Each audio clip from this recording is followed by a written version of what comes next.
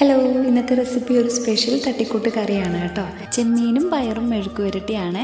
ചെമ്മീൻ കൂടുതൽ വാങ്ങുമ്പോഴത്തേക്കും വീട്ടിൽ വെക്കാറുള്ള കറികളിലൊന്നാണ് കേട്ടോ ഇത്. ക്ലീൻ ചെയ്ത് വെച്ച് ചെമ്മീൻ ചട്ടിയിലോട്ട് ഇട്ട് കൊടുക്കാം. വേഗം പാകത്തിന് കുറച്ച് വെള്ളം ഒഴിച്ചു കൊടുത്ത് കുറച്ച് മഞ്ഞൾപ്പൊടിയും ഉപ്പും ചേർത്ത് വേവിച്ചെടുക്കാം.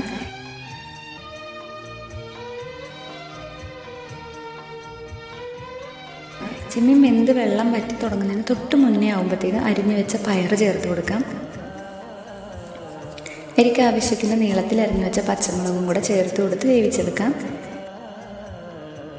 ഈ ഒരു പരുവാകുമ്പോഴത്തേക്കും ഇറക്കി വെക്കാം കേട്ടോ. ഉരുളിയിലോട്ട് കുറച്ച് എണ്ണയോ സൺഫ്ലവർ ഓയിലോ ഒഴിച്ചു കൊടുക്കാം. കടുക് ഇട്ട് കൊടുക്കാം.